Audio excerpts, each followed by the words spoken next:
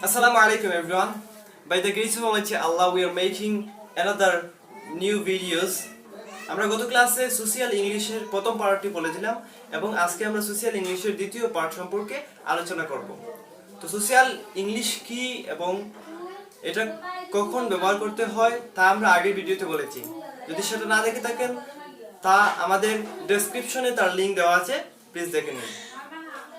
তো গাইস, আজকে আমরা সোশ্যাল ইংলিশের প্রথমেই বেন্ডিকশন বা ওয়েল উইশিং সম্পর্কে আলোচনা করব। বেন্ডিকশন বা ওয়েল উইশিং কি? এটা হচ্ছে শুভকামনা বা আশীর্বাদ, যেটা কেউ আমাদের কোনো উপকার করলে বা আমরা প্রায় সময় গুরুজন আমাদেরকে এটা আশীর্বাদ করেন বা আমরা কারো শুভকামনা যখন করি, বাংলাতে আমরা অনেকেই বলি আল্লাহ তোমার ভালো করুক বা তুমি দীর্ঘজীবী হও। যদি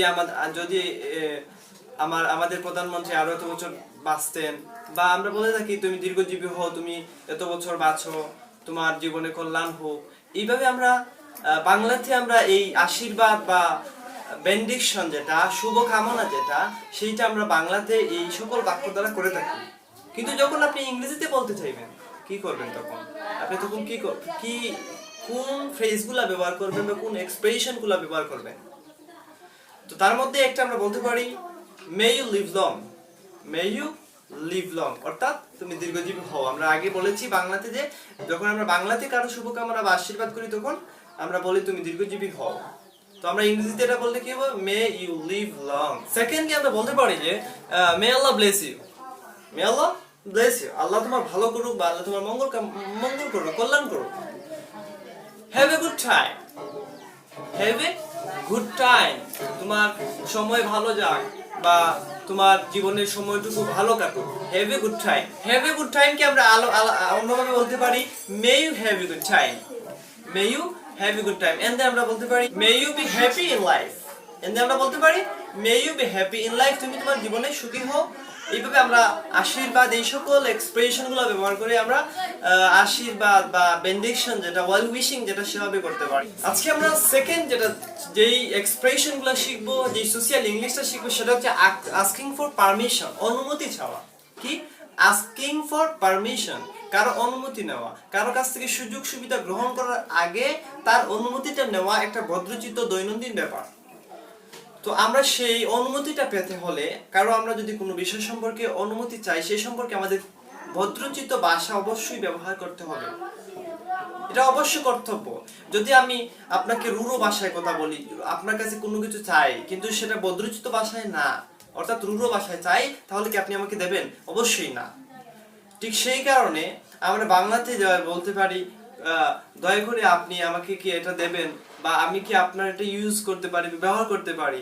তো এই সকল অনুমতি সূচক বাক্যগুলাকে, এই সকল অনুমতি সূচক এক্সপ্রেশন গুলাকে, আমাদের আবেগগুলাকে কিভাবে ইংরেজিতে আমরা প্রকাশ করতে পারি, সেটারও ইংরেজিতে কিছু এক্সপ্রেশন আছে।